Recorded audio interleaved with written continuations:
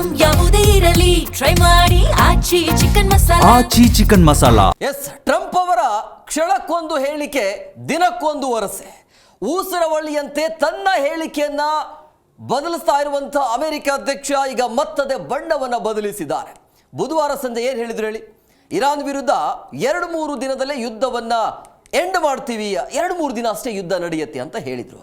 ಆದರೆ ಬೆಳಗ್ಗೆ ಎದ್ದ ಕೂಡಲೇ ಮತ್ತೆ ತಮ್ಮ ವರಸೆಯನ್ನು ಬದಲಿಸಿ ಇರಾನ್ ವಿರುದ್ಧ ಯುದ್ಧ ನಿಲ್ಲಲ್ಲ, ಹಾರ್ಮುಜ್ ಜಲಸಂಧಿ ನಮಗೆ ಬೇಡವೇ ಬೇಡ, ಬೇಕಾದವರು ಅದನ್ನು ಪಡೆದುಕೊಳ್ಳಿ ಅಂತೇಳಿ ಈಗ ಉಲ್ಟಾ ಹೊಡೆದಿದ್ದಾರೆ. ಸೊ ಹಾಗಾದ್ರೆ ಇವತ್ತಿನ ಪ್ರಮುಖ ಸುದ್ದಿಗೋಷ್ಠಿಯ ಹೈಲೈಟ್ಸ್ಗಳನ್ನು ನಾವು ಕ್ವಿಕ್ ಆಗಿ ನೋಡ್ತಾ ಹೋಗಬೇಕಾಗತ್ತೆ. ಇದ್ದಕ್ಕಿದ್ದಾಗೆ ಉಲ್ಟಾ ಹೊಡೆದಿದ್ದು ಯಾಕೆ ಅನ್ನೋದ್ರ ಬಗ್ಗೆ. ಎಸ್ ನೋಡಿ, ಪ್ರಮುಖವಾಗಿ ಡೊನಾಲ್ಡ್ ಟ್ರಂಪ್ ಅವರ ಸುದ್ದಿಗೋಷ್ಠಿಯ ಹೈಲೈಟ್ಸ್ ಅನ್ನ ನೋಡ್ತಾ ಹೋಗೋಣ. ಮುಂದಿನ 3-2 ವಾರಗಳಲ್ಲಿ ಇರಾನ್ ಯುದ್ಧ ಅವರ ವಿರುದ್ಧ ಘನಘೋರ ಯುದ್ಧ ಇರುತ್ತೆ ಅನ್ನೋದು. ಇನ್ನು ಯುದ್ಧ ಮುಕ್ತಾಯದಲ್ಲಿ ಇದೆ, ನಾವು ಈ ಯುದ್ಧವನ್ನ ಗೆದ್ದಿದ್ದೇವೆ ಅನ್ನುವಂಥ ಹೇಳಿಕೆಯನ್ನು ಕೊಟ್ಟಿದ್ದಾರೆ. ಇದು ಡೊನಾಲ್ಡ್ ಟ್ರಂಪ್ ಅವರ ಸುದ್ದಿಗೋಷ್ಠಿಯ ಹೈಲೈಟ್ಗಳನ್ನು ನಾವು ನೋಡ್ತಾ ಇದ್ದೀವಿ. ಇರಾನ್ ನೌಕಾಪಡೆ, ವಾಯುಪಡೆ ಧ್ವಂಸಗೊಳಿಸಲಾಗಿದೆ. ಡೊನಾಲ್ಡ್ ಟ್ರಂಪ್ ಅವರ ಹೇಳಿಕೆಗಳು ಅಂದರೆ ಸುದ್ದಿಗೋಷ್ಠಿಯ ಹೈಲೈಟ್ಸ್ಗಳನ್ನು ನಿಮ್ಮ ಮುಂದೆ ಇಡ್ತಾ ಇದ್ದೀವಿ. ಇರಾನ್ ರಾಷ್ಟ್ರ ಅಣುವಸ್ತ್ರವನ್ನು ಹೊಂದೋದಕ್ಕೆ ನಾವು ಬಿಡೋದಿಲ್ಲ.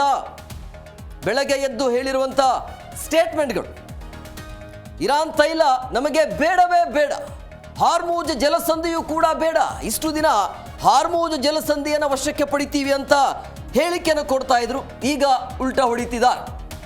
ಬೇಕಾದ ರಾಷ್ಟ್ರಗಳು ಹಾರ್ಮುಜ್ ಜಲಸಂಧಿಯನ್ನ ಪಡೆದುಕೊಳ್ಳಿ, ನಮಗೆ ಅವಶ್ಯಕತೆ ಇಲ್ಲ, ಯಾಕಂದ್ರೆ ಭವಿಷ್ಯಕ್ಕೆ ಆಗುವಷ್ಟು ತೈಲವನ್ನು ನಾವು ಹೊಂದ್ಕೊಂಡಿದ್ದೇವೆ, ನಮಗೆ ಸಮಸ್ಯೆ ಇಲ್ಲ ಅಂತ. ಹಾಗಾಗಿ ಆ ರೀತಿ ಹೇಳಿಕೆಯನ್ನ ಕೊಟ್ಟಿದ್ದಾರೆ. ನಿಮ್ಗೆ ಯಾರು ಬೇಕು ಅವರು ಏನು ಬೇಕಾದರೂ ಮಾಡ್ಕೊಳ್ಳಿ, ನಮಗೆ ಅವಶ್ಯಕತೆ ಇಲ್ಲ ಹಾರ್ಮುಜ್ ಜಲಸಂಧಿ ಅನ್ನೋದು. ಮುಂದಿನ 3 ಅಥವಾ 2 ವಾರಗಳಲ್ಲಿ ಇರಾನ್ ಯುದ್ಧ ಘನಘೋರ ಇರುತ್ತೆ ಅನ್ನುವಂಥ ಹೇಳಿಕೆಯನ್ನು ಕೊಡ್ತಿದ್ದಾರೆ. ಸೊ ಇದೆಲ್ಲ ಹೇಳಿಕೆಯನ್ನು ನೋಡ್ತಾ ಇದ್ರೆ ಕ್ಷಣಕ್ಕೊಂದು ಹೇಳಿಕೆ, ಏನೇನೋ ಹೇಳಿಕೆ, ಅವರ ಹೇಳಿಕೆಯಲ್ಲಿ ಅವರೇ ನಿಲ್ಲುವಂಥ ಸ್ಟ್ಯಾಂಡ್, ಅಂದರೆ ಅವರ ಹೇಳಿಕೆಯಲ್ಲಿ ಅವರು ಸ್ಟ್ಯಾಂಡ್ ಅಂತ ತೆಗೆದುಕೊಳ್ಳೋದಿಲ್ಲ. ಸಹಜವಾಗಿ ಇರಾನ್ಗೆ ಏನಾಗುತ್ತೆ, ಒಂಥರ ಅವರ ಹೇಳಿಕೆಯನ್ನು ಕುತೂಹಲದಿಂದಲೂ ಕೂಡ ನೋಡೋಕ್ಕಾಗಲ್ಲ, ಆಮೇಲೆ ಏನು ಬೇಕಾದರೂ ಆಗಬಹುದು ಅನ್ನೋದು ಕೂಡ ಆತಂಕ ಇರ್ಬೋದು. ಯಾಕಂದರೆ ಹೇಳಿಕೆಯಲ್ಲಿ ಈ ರೀತಿಯ ವ್ಯತ್ಯಾಸ ಬದಲಾವಣೆ ಕಂಡು ಬಂದಾಗ ಏನು ಬೇಕಾದರೂ ಆಗುವಂಥ ಸಾಧ್ಯತೆ ಇರುತ್ತೆ. ಅಮೆರಿಕದ ಪಡೆಗಳು ಶೀಘ್ರದಲ್ಲೇ ಗುರಿ ತಲುಪಲಿವೆ ಅಂತ ಟ್ರಂಪ್ ವಿಶ್ವಾಸವನ್ನು ವ್ಯಕ್ತಪಡಿಸಿದ್ದಾರೆ. ನಾನು ಬಹಳ ಸಂತೋಷದಿಂದ ಹೇಳ್ತಾ ಇದ್ದೇನೆ, ನಾವು ಈಗಾಗಲೇ ಇರಾನ್ನ ನೌಕಾ ಮತ್ತು ವಾಯುಪಡೆಯ ಸಾಮರ್ಥ್ಯವನ್ನು ಧ್ವಂಸಗೊಳಿಸಿದ್ದೇವೆ. ನಮ್ಮ ಪ್ರಮುಖ ಕಾರ್ಯತಂತ್ರದ ಗುರಿಗಳು ಪೂರ್ಣಗೊಳ್ಳುವ ಹಂತಕ್ಕೆ ಬಂದಿದೆ. ನಾವು ಈ ಕೆಲಸವನ್ನು ಬಹಳ ವೇಗವಾಗಿ ಮುಗಿಸಲಿದ್ದೇವೆ ಅಂತ ಹೇಳಿದ್ದಾರೆ. ಹೆಚ್ಚುತ್ತಿರುವಂಥ ಇಂಧನ ಬೆಲೆಗಳ ಬಗ್ಗೆ ಕಳವಳವನ್ನು ವ್ಯಕ್ತಪಡಿಸಿರುವಂಥ ಟ್ರಂಪ್ ಈ ಬೆಲೆ ಏರಿಕೆ ಕೇವಲ ತಾತ್ಕಾಲಿಕ ಅಂತ ಹೇಳಿಕೆಯನ್ನು ಕೊಟ್ಟಿದ್ದಾರೆ. ಅಂದರೆ ಬೇಗ ಮುಗಿಸ್ತೀವಿ, ಇರಾನ್ನ ಬೇಗ ಸರ್ವನಾಶ ಮಾಡ್ತೀವಿ ಅಂತ.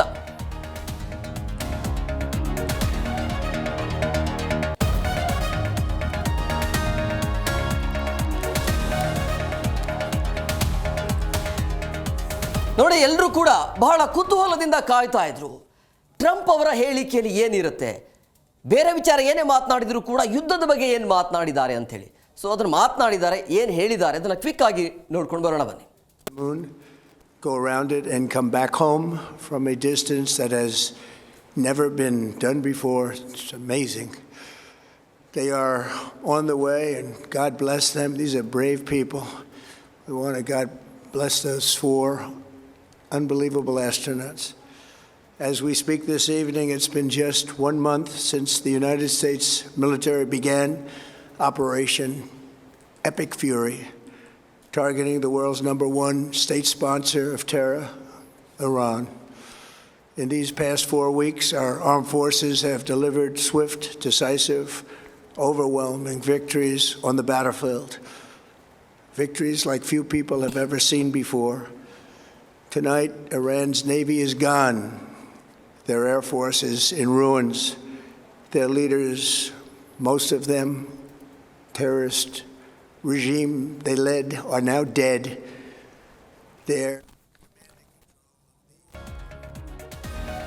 ಕೇಳಿಸಿಕೊಂಡ್ರಲ್ಲ ಡೊನಾಲ್ಡ್ ಟ್ರಂಪ್ ಅವರ ಸುದ್ದಿಗೋಷ್ಠಿ ಮತ್ತೆ ಹೇಳಿಕೆಯನ್ನು. ಬಟ್ ಈಗ ಡೊನಾಲ್ಡ್ ಟ್ರಂಪ್ ಹೇಳಾದ ನಂತರ ಇರಾನ್ ಕಡೆಯಿಂದ ರಿಯಾಕ್ಟ್ ಬರಬೇಕಲ್ಲ. ಸೊ ಹಂಗಾಗಿ ಡೊನಾಲ್ಡ್ ಟ್ರಂಪ್ಗೆ ಇರಾನ್ ಕೂಡ ಒಂಥರ ಪ್ರೀತಿಯ ಪಂಚ್ ಕೊಟ್ಟಿದೆ ಅಂತಲೂ ಕೂಡ ಹೇಳ್ಬೋದು. ಅಂದರೆ ಒಂಥರ ಡೊನಾಲ್ಡ್ ಟ್ರಂಪ್ ಅವರ ಹೇಳಿಕೆಗೆ 3 ಕಾಸಿನ ಕಿಮ್ಮತ್ತು ಕೊಡ್ತಾ ಇಲ್ಲ ಇರಾನ್. ಸೊ ನಾವು ಯಾವುದೇ ಕಾರಣಕ್ಕೂ ಕೂಡ ಹಿಂದೆ ಸರಿಯೋದಿಲ್ಲ ಅನ್ನುವಂಥ ಸ್ಟೇಟ್ಮೆಂಟನ್ನು ಇರಾನ್ ಕೊಡ್ತಾ ಇದೆ. ಅಮೆರಿಕ ರಾಷ್ಟ್ರ ಹಾಗೂ ಜನರ ಮೇಲೆ ನಮಗೆ ದ್ವೇಷ ಇಲ್ಲ, ಅಂದರೆ ಇರಾನ್ ಕಡೆಯಿಂದ ಬರ್ತಾ ಇರುವಂಥ ಹೇಳಿಕೆಗಳು, ಅಂದರೆ ಟ್ರಂಪ್ ಅವರ ಹೇಳಿಕೆ ಆದ ನಂತರ ಅವರ ಕೊಡ್ತಾ ಇರುವಂಥ ಸ್ಟೇಟ್ಮೆಂಟ್.